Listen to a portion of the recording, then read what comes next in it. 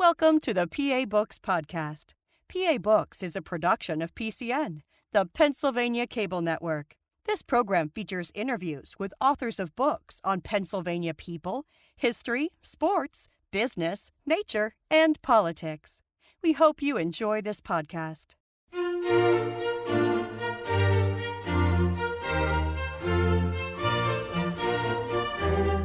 This week on PA Books, Mark Lanyon, author of Abolition and the Underground Railroad in Chester County, PA. Mark Lanyon is the author of Abolition and the Underground Railroad in Chester County, Pennsylvania. How did you end up writing this book? Well, that's a really good question. My sister lives in California, and a friend of hers gave her an orchid, and she said to her friend, "Oh, orchids. My brother lives in Kennett Square, or near Kennett Square, and Longwood Gardens is there, and they have a wonderful selection of orchids." And the woman said, "Oh, Kennett Square, Lincoln University is close by, and my husband graduated from Lincoln." And my sister said, "Oh, well, my brother graduated from Lincoln." And she said, "Really? Wow, that's interesting." And about a week later, I get an email from my sister saying, "Ernie, Mark, Ernie, the two of you talk." So we started talking. Come to find out, some of his relatives helped found Lincoln University. And I got thinking about it, and I thought, well, I graduated from Lincoln. Lincoln's close by. It would kind of make sense maybe to write a book about Lincoln University. So I reached out to a colleague and said, "This is what I'm thinking of doing." And she said, "No, you don't want to do that. There's been plenty of books written about Lincoln. Think bigger." Well, she used to teach at Lincoln in typical Lincoln fashion. When I asked her, "Well, what do you mean?" She goes, "You figure it out," because that's what my professors used to say. Well, "Sir, I have a question." "No, you figure it out. How are you going to learn unless you do that?" So I dug a little bit deeper into the two relatives, Thomas Henry Amos and James Ralston Amos, and found out, yes, they were involved with Lincoln University, and then they were involved with Hinsonville, which I had never heard of, and they were involved with Hosanna Church. So I started digging into that and found out that Hinsonville was founded by free blacks. They were involved with the Underground Railroad. Hosanna Church was involved with the Underground Railroad. And I thought, well, maybe I'm onto a theme. So just one thing led to another, and a year later, produced the book. Now, you live in Chester County. Correct. How present is the Underground Railroad history in the county? Oh, well, Kennett Square was known as the hotbed of abolition, and it was also known as the hub of the Underground Railroad, because basically that's where the Underground Railroad started, was in Kennett Square. When did you first become aware of this history in the county? Really, it wasn't until I started looking into possibly writing a book, because my wife, who grew up in media, I grew up in Massachusetts, so I didn't know much about it, but when I mentioned it to her, she goes, "Oh yeah, the Underground Railroad, that was real prevalent around here." I'm like, I never knew that. So that's how I started. Now, you write in the book about Mason and Dixon and the importance of their work. How did they get started on that? Well, what happened was Calvert, Lord Calvert and William Penn were both granted land from first King Charles I, King Charles II. So they have their land, they're living there, everything's going fine, till one of the sea captains comes to William Penn and goes, "You do know Philadelphia is in Maryland?" He's like, "No, it's not." He goes, "Well, according to my calculations, it is." So he goes to Lord Calvert and said, "What's going on?" So they started putting their own citizens in the contested area.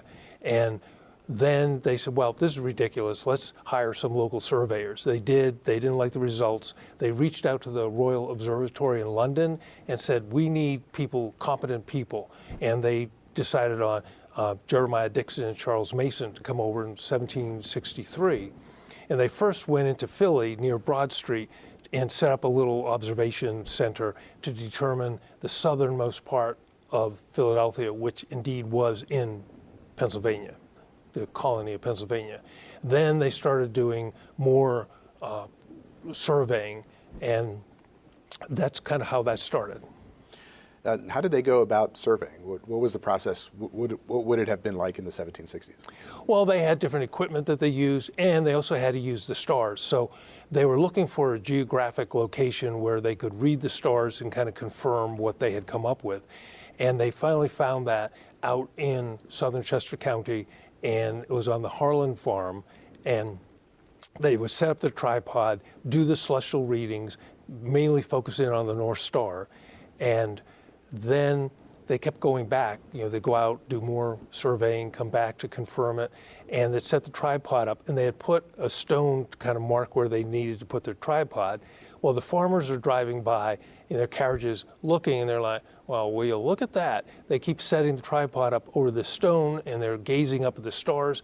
We'll call it the Stargazer Stone. So that's how the name came about. Does that stone still exist? It still exists. It's pretty amazing. You can go to, there's a park there, you take a walk, and there's the stone. In 1909, the Harlan family deeded it over to the Chester County Historical Society. They built a stone wall around it. So it's pretty amazing that here's something from the middle 1700s, and you can still go and see it. So it's like living history right there.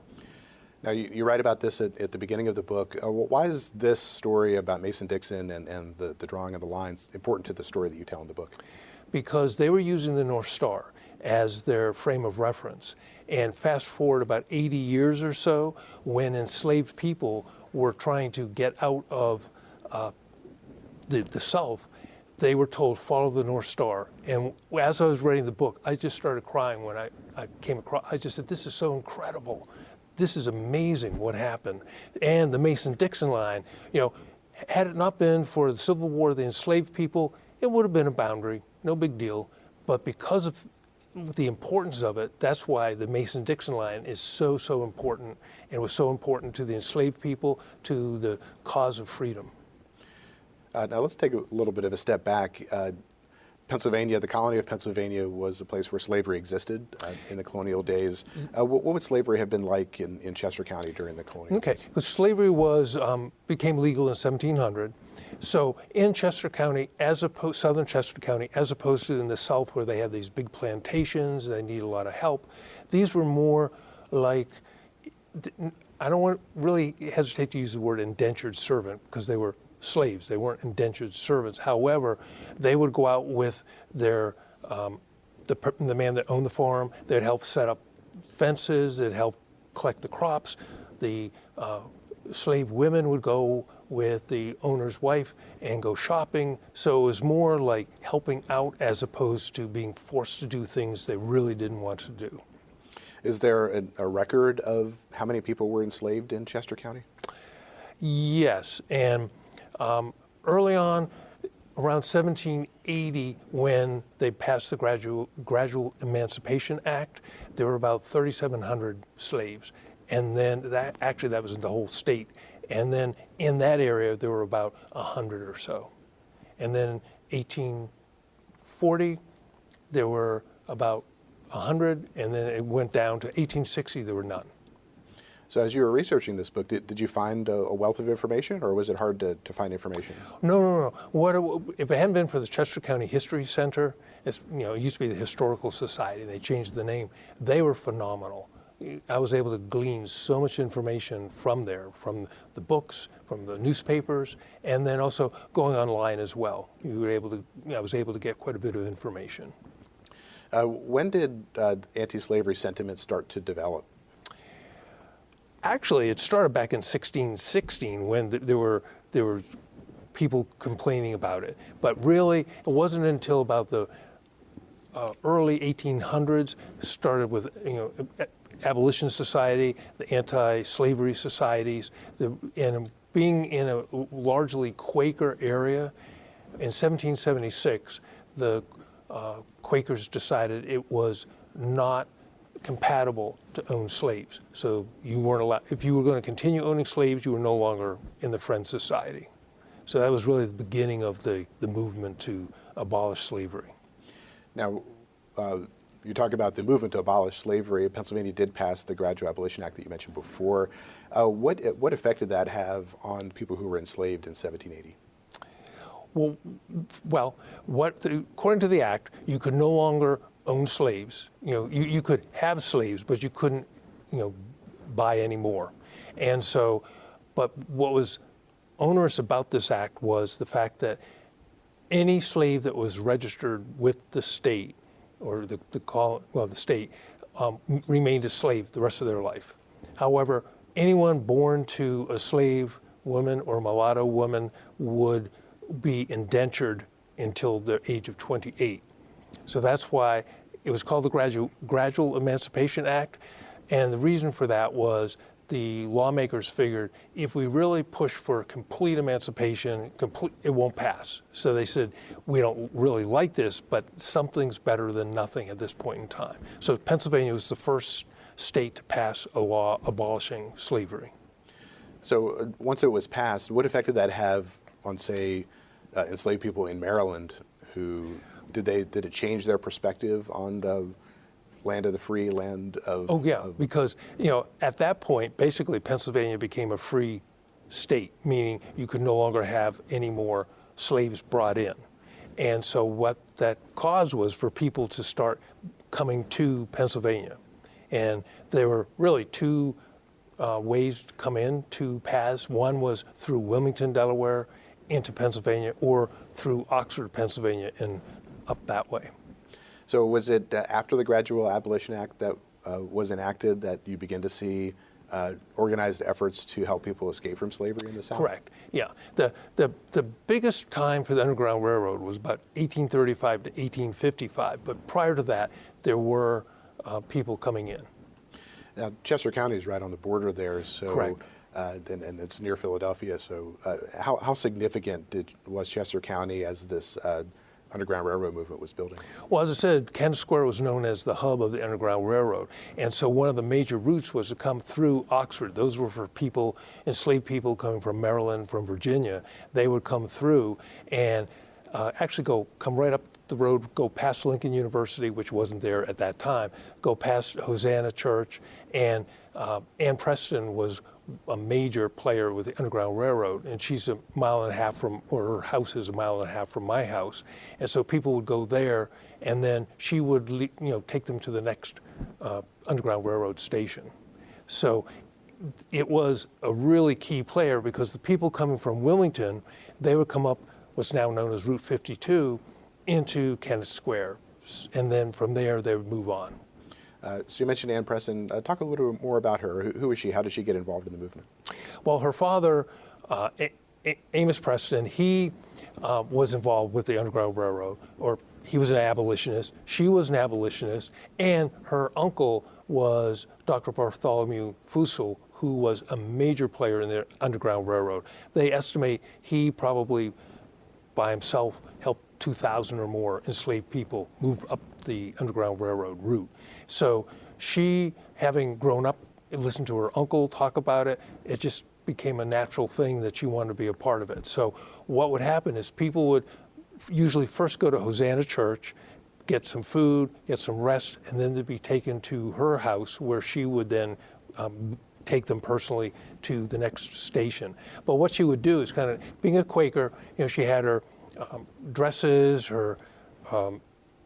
and would get dressed up. And then if she was going out and she knew slave catchers were in the area, she'd dress the females up as women, like Quaker women. So they could go right by the slave catcher and they'd tip their hat and say, hello ladies, have a nice day. And she would just move on with them. So you mentioned slave catchers. Were these just people who would go out and try to find people, or were they actually professionals? They were people who were basically hired by the slave owners. And because occasionally the slave owner would come to look for their property, so to speak, but it was easier just to hire these people. So it was a professional operation for them. Yes. This was their job. Correct. Yeah. One of the important figures you talk about is Thomas Garrett, who was in Wilmington. Who was he? Thomas Garrett, he was a gentleman. His house was the southernmost Underground Railroad station because it was in Delaware, which was a slave state. He was a Quaker. He was actually one of the founding members of the Longwood Progressive Friends meeting, which we'll probably talk about a little bit later, but he firmly believed that slavery was wrong. But as a Quaker, he used to tell people there are two types of laws, man-made laws and God-made laws. And if a man-made law is contrary to a God-made law, we should obey the God-made law. And also, so he felt that all human beings were created equal. and as such they should be treated with the same dignity and respect. And so he never personally had people, would take people on the Underground Railroad, but he hired a lot of free blacks to do that. So the free blacks would lead the others to Pennsylvania.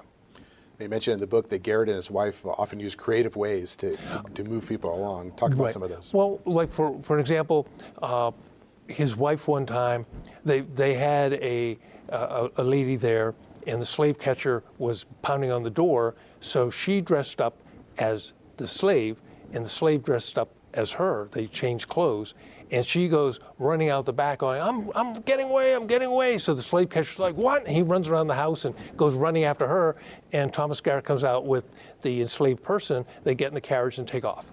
So they were very creative that way.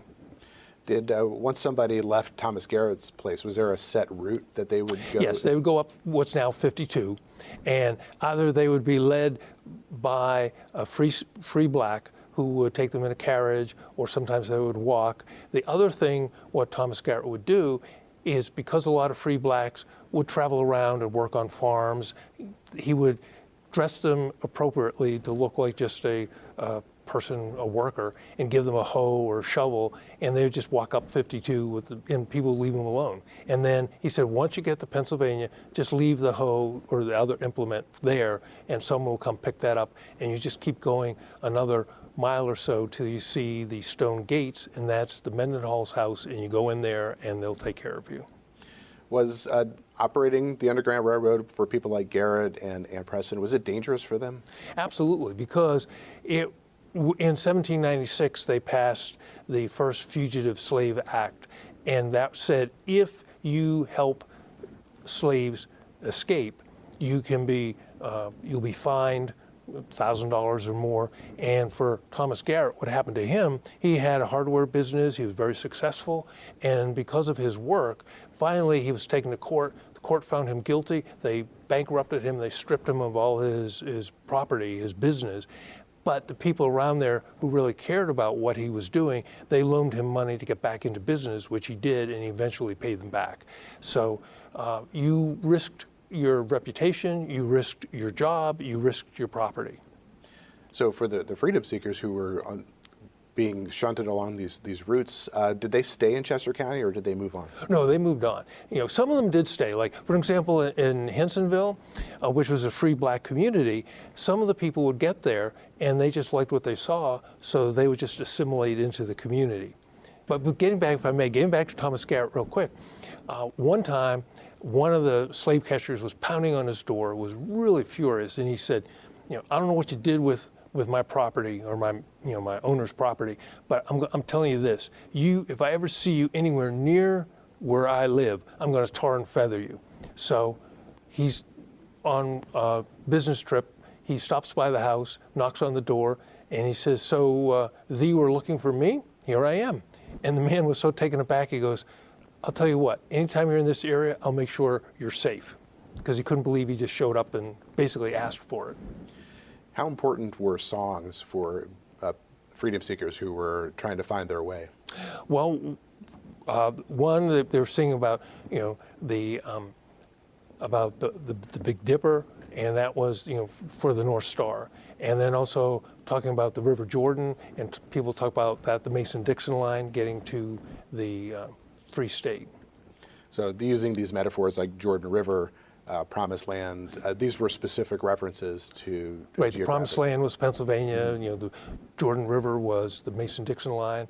And the thing about that, what's interesting is most of the enslaved people really didn't know what they were doing as far as when they started leaving, but they had been told by people, follow the North Star, and that's basically all they knew, because they didn't have an atlas, they didn't have a cell phone with GPS, they just had to trust that. And that comes back to the Mason-Dixon line. What would happen sometimes, if it was overcast, and they usually moved under cover of the darkness, and if it was a bright sky, with the stars, and you could see them, that was easy, but sometimes it was overcast, they would just kind of crawl along. And what Mason-Dixon did, every mile they put a stone with either an M or a D, Maryland, or a P rather, Maryland or Pennsylvania, and every 5 miles it was a crown stone which showed the British crown. So if you're crawling along, they were taught feel for the P, and they helped them understand what the P was, because P meant on that side is freedom, on this side M is you're still a slave. So in Chester County, if a slave catcher showed up in a community, would word spread? Oh, word spread like wildfire. And that's why, for example, John and Hannah Cox's house, they had a huge widow walk. And so they'd have people up there letting people know, keeping an eye out for slave catchers. And that's the other thing is, for example, Chandler, Darlington, they weren't super active in the Underground Railroad because their house wasn't conducive to it. But if there were slave catchers keeping an eye on the Mendenhall's house or John and Hannah Cox's house, they would take the freedom seeker to the Darlingtons just temporarily, so they could just keep them in a safe place. Can you talk about how the Underground Railroad was structured? In the book, you mentioned that some people were station masters, some people were conductors. What were some of the different roles that people played? Well, you had the stations were the houses where people kept freedom seekers. The station masters, for example, Isaac and Dinah Mendenhall, they were station masters because their house, Oakdale, they kept the freedom seekers there. And conductors, they were people who took them from station to station. And then agents, that was kind of like a catch-all, anyone who kind of helped out. And they're also, just like any business organization, you have people who fund it. And so some people weren't intimately involved with it from a day-to-day basis, but they would give money to help fund the Underground Railroad. Now, one of the most famous figures in the Underground Railroad was Harriet Tubman. Was she a regular in Chester County? Is that part of her area that right.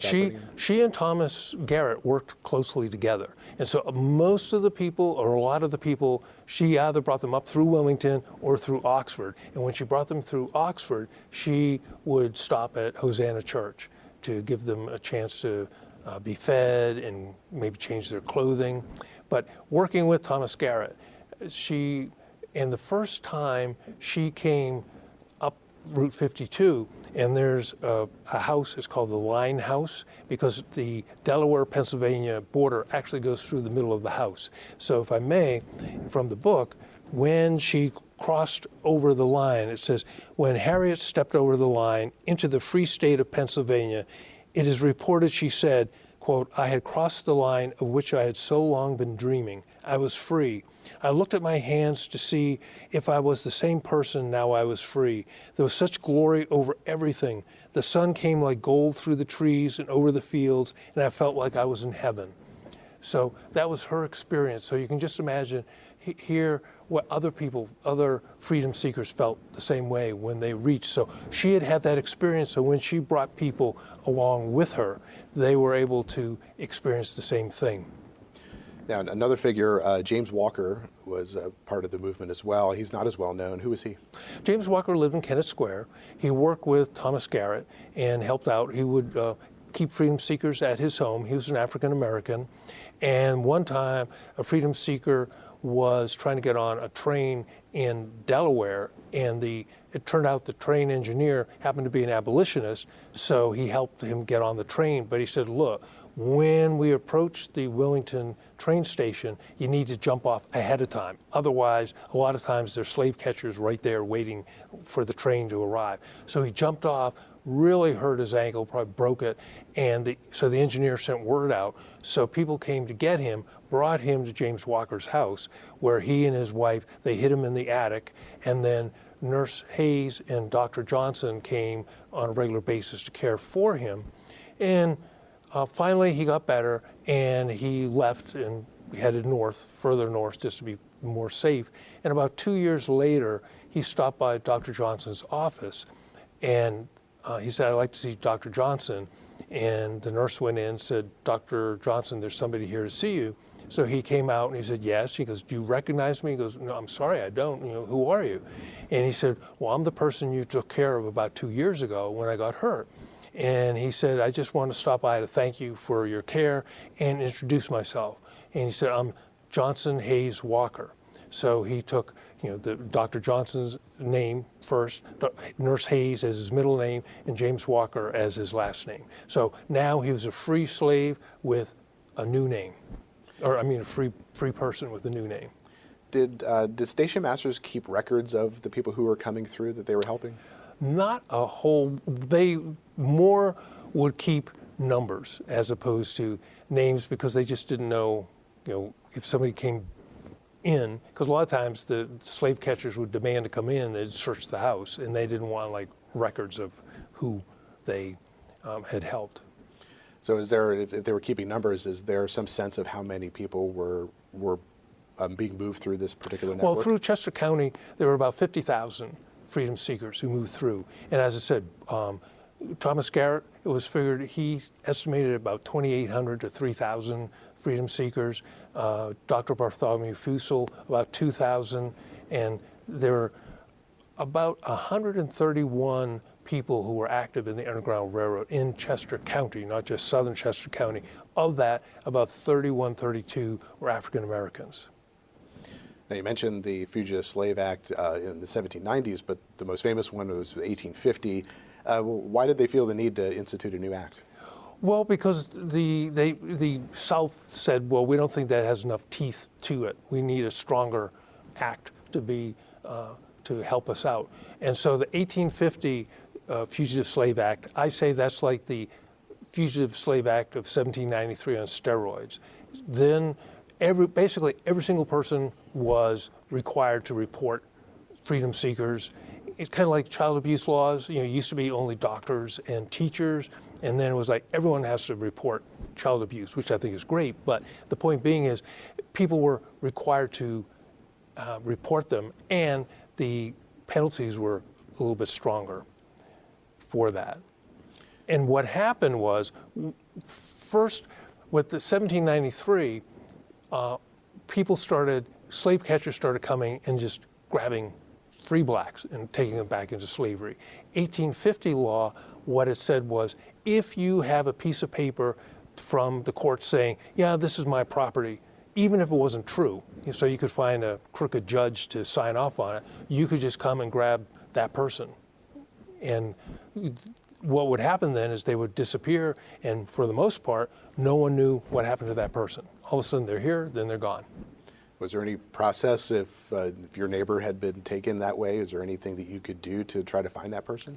Well, a lot of times they would first take them to the Baltimore slave pens. And so you could go there just to see if they happen to be there. And other than that, you could go and find out, ask around, hey, what happened to, I'm just making this up, John brought a person in, and what happened? Oh, they went to, this plantation, that plantation, but it was really difficult. Now, once the Fugitive Slave Act of 1850 was in, then a lot of the states began to implement personal liberty laws. What did those mean? Well, the personal liberty laws, Pennsylvania had one in 1820, one in 1826. The 1820 was, it said freedom seekers who come into Pennsylvania are protected from slave catchers.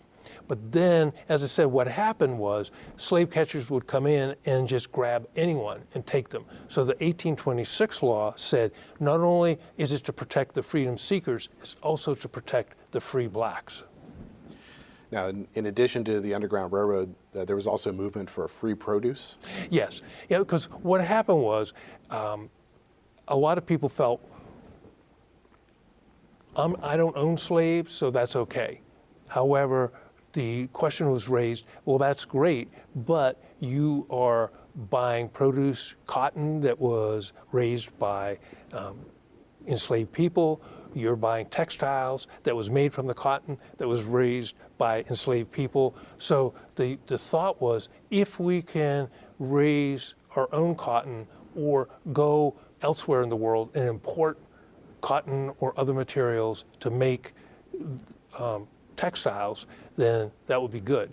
However, it really never completely took off because people, being instant-minded, they were like, well, we can go protest or we can write letters, but this was more of a long-term thing. And Sarah Pearson, she had a free produce store in Hamilton for about 7 or 8 years, and that was about the longest one.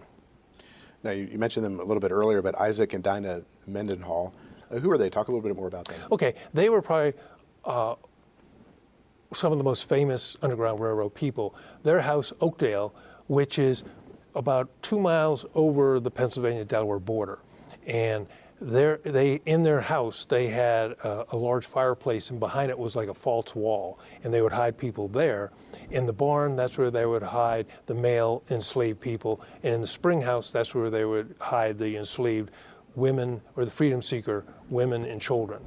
And so they were well respected in the community, and however, as they continued being very vocal about abolition and about emancipation and their active involvement in the Underground Railroad, the Quakers didn't really like that, because the Quakers were similar to the Amish in the sense that they had their own communities, they wanted to stay to themselves, they didn't want to be a part of the world, and so some of the leaders started like speaking against the Underground Railroad Quakers, saying, look, you're becoming too worldly. We don't really appreciate this. So Isaac and Dinah Mendenhall, they were disowned by their meeting house, as were others, John and Hannah Cox, Eusebius Barnard and his wife, Vincent Barnard and his wife. They were basically thrown out because they were too worldly, and that's not what they were supposed to do.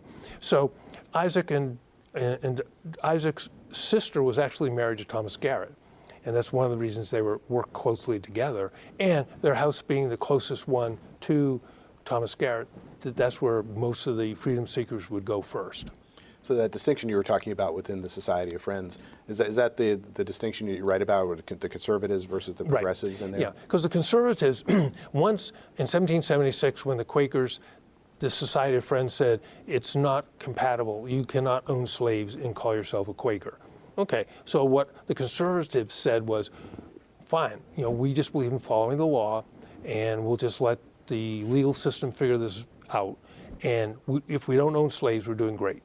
The progressives were like, that's not enough. We need to take action. We need to be outspoken about the need for emancipation. We need to make people understand the evils of slavery, and we will participate in the Underground Railroad. And that's why so many Quakers were involved with the Underground Railroad, because they really believed, going back to man-made laws, God-made laws. The man-made laws, it was on the books that you could have slaves. God-made laws, in their mind, was all men and women are created equal, and therefore they should be treated with dignity and respect. Therefore, it doesn't make sense to own slaves, and you shouldn't. When was the first Abolition Society created? That was around 1765 or so, the Pennsylvania Abolition Society. And just like with the Quakers, you had the conservatives and you had the progressives. You had the Abolition Society, which was all for gradual emancipation, gradual abolition of slavery. And that's when the anti-slavery societies rose up, because their feeling was, we want emancipation now. We want to abolish slavery now. So you had the conservative Quakers, the progressive Quakers, you had the Abolition Society, the anti-slavery societies. Now, these were organizations that were engaged in political activism. What did they do to try to communicate their message? Well, they would, meet with their legislators, let them know what they thought about slavery. They would go and they would have meetings. And for example, like the East Fallowfield Anti-Slavery Society met in the East Fallowfield Meeting House. Well, after a while, they brought in, they had some speakers, and the meeting house didn't like that, and so they tried to shut it down. There was literally a riot, and in the meeting house, windows were broken, furniture was broken, and after that, the meeting house said, look, we don't want you meeting here anymore. So they said, okay, tell you what we're going to do. And they literally, about 4 car lengths away, they built what's called People's Hall, and that's still there. Both places are still there today. So that's where they first started holding their anti-slavery society meetings. And up till now, you can have weddings there, and just different civic organizations can meet there. Now, earlier you mentioned when we were talking about the Mendenhalls that they had a false room or a false space. Was that common for people on the Underground Railroad to build these special aspects of their homes? Some of them would. Like, for example, Dr. Bartholomew Fussell, his house, the Pines, which is in Kennett Square, he had a underground, in his basement, he had like a, what do you call it, cold cellar. And that's where he would hide the freedom seekers. And so John and Hannah Cox, they would hide them in the barn, and from the barn there was a tunnel where they could escape into the woods if need be. Are these houses that you're talking about, do many of them still stand? The Pines is a beautiful house, and it's in the process of being placed on the National Register of Historic Places. The paperwork's going through. That's in really good shape. It's not open to the public yet, but that's what they want to do. Eusebius Barnard's house, which was active on the Underground Railroad, that's near Pecopson, and that is in the process of being refurbished. That will be open to the public. John and Hannah Cox's house, unfortunately, right now is not in very, well, it's standing, but it's all boarded up. It's spray painted white.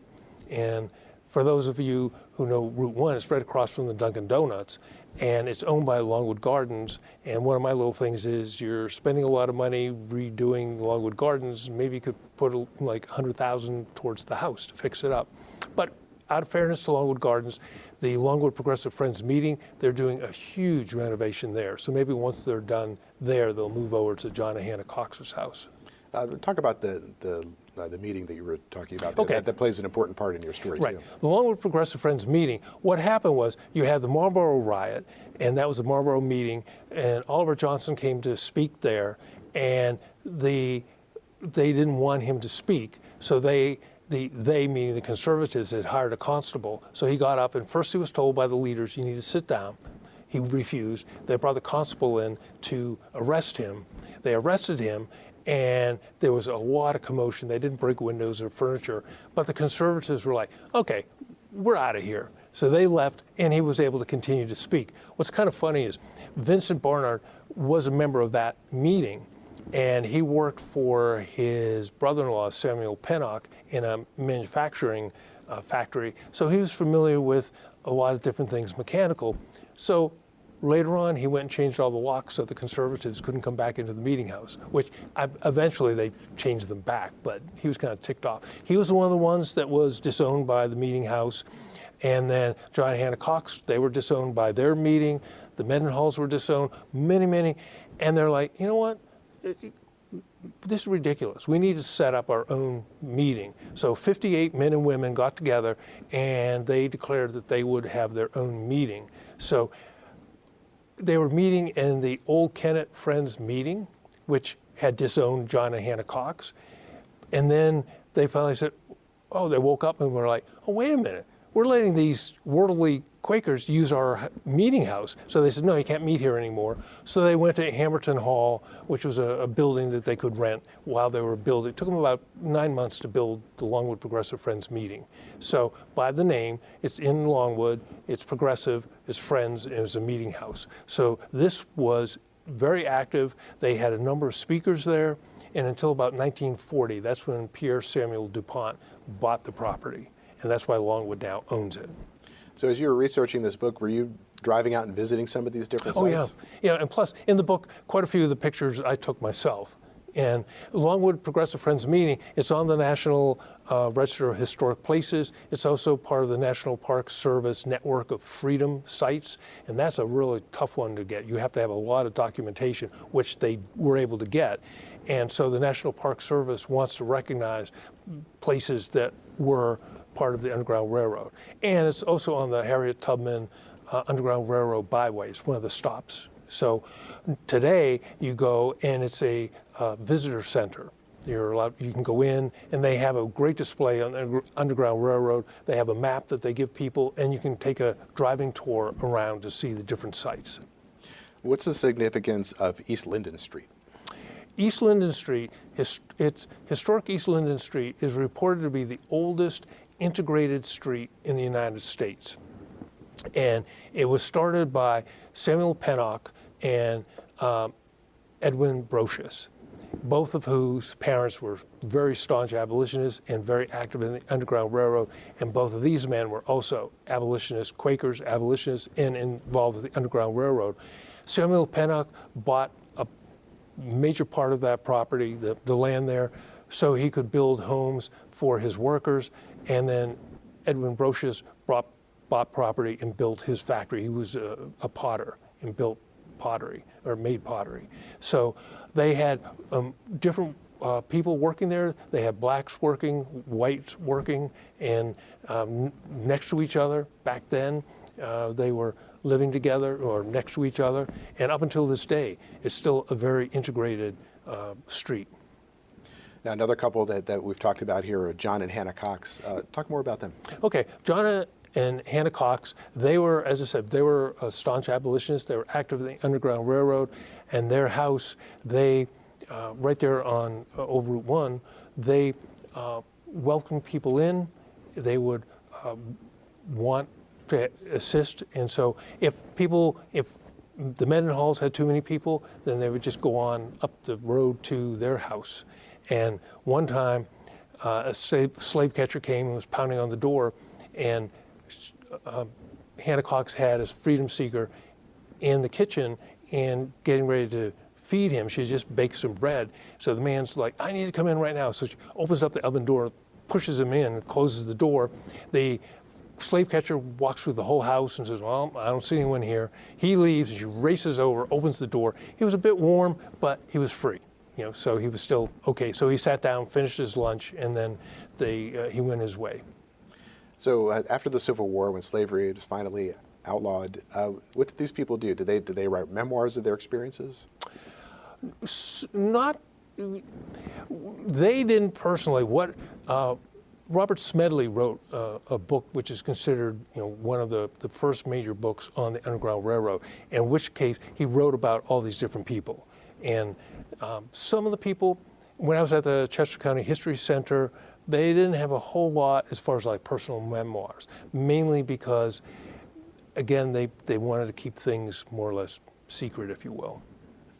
Now, we talked a little bit about slave catchers taking people who were free blacks and taking them into the South. One of the most famous cases was that of the Parker sisters. Correct. You had Elizabeth Parker and Rachel Parker. One lived in East Nottingham, Pennsylvania, the other West Nottingham, Pennsylvania, which is both places about 12, 13 miles away from my house. The notorious slave catcher, he came, knocked on the door of Elizabeth Parker's. She's free black, young free black, worked there, had a wonderful working relationship with the family.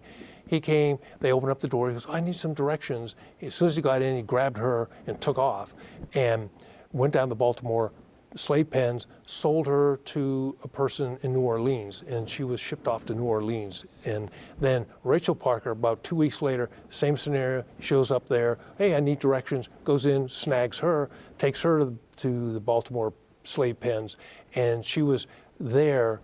And what happened was, people heard about this, the Quakers raised money, went to New Orleans, paid the current master like $1,200, and brought her back to Baltimore, and then they paid money to get her get Rachel out of prison. But they both, out of the slave pen, they both had to wait for their trial. At which point, it was determined that yes, they were free and they should be let go.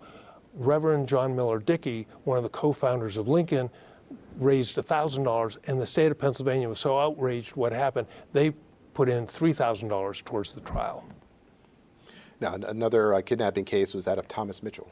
Right, Thomas Mitchell was called Taggart's Corner. It's now known as Unionville, Pennsylvania. He was there, and he and his wife, middle of the night, pounding on the door. The slave catchers come in with guns, and they take him. And so Samuel Pennock, who I spoke about, his parents and he were active in the Underground Railroad, he went, had money, and the slave catcher had taken it to the master, and the master said, well, I want like $600. So he said, okay, I'll pay the money, and got him back. And so Thomas Mitchell lived there with his wife. They bought a house. They were very successful. And so fortunately for the Parker sisters and Thomas Mitchell, people knew, or they kind of guessed where they were going, and they were able to track them down, where so many people who were snagged by slave catchers, no one ever heard from them again. Now, you mentioned at the beginning the town of Hinsonville. Right. Where was that? Hinsonville, actually, where Lincoln University is now, that's where Hinsonville was. And Hinsonville was started, Edwin Hinson bought 30 acres of land from a Quaker and started, because they looked around and said, hey, this is a nice place to be. So he lived there, the Walls lived there, the Amos brothers lived there, the Glasgows lived there, a number of people. So it was a place where they could live, be free, and enjoy their freedom. And then at one point, fast forward to when Lincoln was founded and was known as Ashmun Institute, they needed property. So they kind of went and said, look, anyone want to sell some of your land? So they started buying up the land. And so as opposed to some of these old, you see the western towns that are ghost towns, Hinsonville didn't turn into a ghost town, it turned into Lincoln University. So people were willing to give up their land or sell their land so Lincoln could grow into the university it is today. How far is Hinsonville, or was it, from the border with Maryland? That was about 6 miles. And then they would get together, they were really very family oriented, they would hold church services in different people's homes, and then they decided, oh, we should come up with our own church. So they started raising money, and they built Hosanna Church. It was originally called Hosanna Meeting House. They weren't Quakers, but that's what they called it. And that's the only property that exists today from Hinsonville. All the other properties have disappeared. If you visited Hosanna Church, what would you see? It's a small brick church, and unfortunately it's closed. And it was quite active until the minister passed away about 8-9 years ago, and it hasn't started up again. And I haven't been inside. I would wish I could get inside, because one of my goals is to see it restored to its former glory. And it has a graveyard. It was one of the first graveyards in the area where blacks were buried. They were named, as opposed to just being put in an unnamed grave. Now, we were talking a little bit about Lincoln University, the Ashmun Institute. What was Ashmun? Ashmun, he was a gentleman who was really big into the American Colonization Society, and they thought it'd be good to send a lot of the free blacks over to Liberia. They started up Liberia and thought, well, we have them go there, they can be missionaries, they can do work there. And then American Colonization Society never really took off. But when they decided to come up with the institution, they named it first Ashmun Institution after him. And then after President Lincoln was assassinated, they changed the name to Lincoln University. Now, some of the key figures there, Reverend John Miller Dickey and John Ralston, Amos, what was their relationship? Okay, as I got to know Ernie, early on I talked about the lady who gave an orchid to my sister, and then when I started talking with Ernie, he started sharing a little bit more about his relatives. Thomas Henry Amos was his great-grandfather, and James Ralston Amos was his great-granduncle. So initially what happened was James Ralston, he was like an itinerant preacher, and he would oftentimes preach at the Hosanna Church, but he didn't feel he had enough theological background. So he had heard about James Miller Dickey, because Dickey, before he took over from his father the pastorship of Oxford Presbyterian Church, he was a missionary to enslaved people in Georgia. So he had a reputation of being kind to the African American. So we went to him and said, look, I'd like to get some training. He goes, oh, no problem. Tell you what, I can hook you up with my Princeton Theological Seminary. That's where I went. So he looked into it, and they're like, no, we don't want him. He's not the right color. And he said, well, what about the Presbyterian? It was like an institution, the educational institution, the same thing. No, we don't want him because he's the wrong color.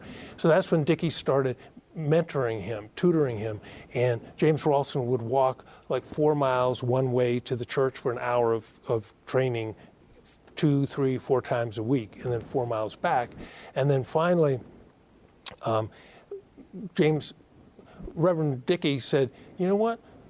Maybe we should have an institution, an educational institution for African Americans. So that's how that came about. And both of the Amos brothers were in the first graduating class. They both went over to Liberia as missionaries. And James Ralston, Thomas Henry died over there. James Ralston became very sick, came back, and eventually died here. So what happened was, once the 13th Amendment was passed and slavery was abolished, you had all these freed blacks. And what had happened, because slave owners wanted to keep them ignorant, they weren't allowed to learn how to write, so they couldn't read any pamphlets. It's something that might be anti-slavery, and they couldn't communicate that well. And they could talk, but they couldn't read or write. And so that's when Lincoln University changed from being a missionary school. They started training people to be teachers, to go out into the communities to teach these people how to read and write, so that they could learn on their own what it meant to be free. If people want to come into Chester County and maybe go to some of these sites, is there like a central place that people would need to start out? Yeah, in Kennett Square you have the Kennett Underground Railroad Center and also the Kennett Heritage Center. They're both housed in the same building. And in my book I have email address and phone numbers. You can go there, and then a docent will talk with you about the Underground Railroad, and they have maps. They also, they'll be starting up fairly soon. They do bus tours, and they go to all the major sites. And then the person who's leading the tour will talk about like East Linden Street, or talk about Eusebius Barnard's house, or the Marlboro meeting. So it's a great way to learn, rather than try to kind of figure out on your own. But that's one of the reasons in my book, throughout the book, I have like little boxes, and I'll say Eusebius Barnard, and I'll give the address, a little blurb about them. And so you could even take a driving tour just using the book. Now, another incident that took place during the period your book covers is the Christiana Resistance, or sometimes called the Christiana Riot in Correct. 1851. What was that about? Well, William Parker, he was a freedom seeker who settled down in Christiana. He started training African Americans about self-defense and about looking out for yourself. And then Edward Gorsuch, he had a plantation in Maryland, and 2 or 3 of his slaves escaped. And he got wind that they had gone to Christiana. So he came with his son and law enforcement. And so William Parker's wife, it's kind of like the witness, how they ring the bell and all these Amish come. Same thing, she got up, second floor window, opens the window, blows the trumpet, and all of a sudden all these African Americans show up with different implements, guns, whatever it might be. And so it got more heated, gunfire occurred, and William Gorsuch was killed. So there were about 38 people who, after the investigation, they were arrested. They were being charged with treason, and they went to court. The first one, Castner Haney, was a white man who first tried to negotiate what was going on. That didn't work, so he was considered, the ringleader. I mean, he wasn't even the ringleader. He wasn't trying to cause the problems. He was trying to solve the problem. So he went to court, and it took 15 minutes for the jury to say, "You're not guilty, you're acquitted." And so they threw everything else out. Well, this outraged the South because they were following the 1850 law. They had gone to court, got paperwork to come and take these people back to Maryland. And so a lot of people feel what happened there was one of the contributing factors to the Civil War. The South was just so enraged over this, like, we follow the law, you didn't follow the law, what's wrong with you? And then what happened, William Parker knew about James N. Taylor. He lived just over the line from Lancaster County to Chester County. He was active in the Underground Railroad. So he, his brother-in-law, and one of the freedom seekers went there. It was short distance. So he put them in a carriage or a wagon and took them to Isaac and Dina Mendenhall's house. So what happened to William Parker? Did he stay in the area, or did he keep moving? No, he kept moving. He wound up in Toronto, and that he was met by Frederick Douglass, who put him and his brother-in-law on a ship to Toronto, Canada. Before they got on the ship, William Parker gave Frederick Douglass William Gorsuch's handgun as a way of saying thank you. And then later, his wife came and met him in Toronto. Now, Abraham Johnson was a freedom seeker in that case. What happened to him? He went with them. Yeah. What would you like people to take away from your book? What I would like people to take away is there's so much rich history in so many different places. And what often happens is people don't take the time to discover that rich history. And like for myself, I'm guilty of that. I lived in southern Chester County for a number of years. I knew nothing about the Underground Railroad. And as I did the research, I was just amazed at what you could find. So, take the time to look into where you live and do a little bit of, go to the History Center, say, what should I know about this area, and find out. Are you planning to write another book? Yes. What's that going to be about? Probably Lincoln University. Well, we've been talking with Mark Lanyon. He is the author of Abolition and the Underground Railroad in Chester County, Pennsylvania. Thank you for joining me. Well, thank you.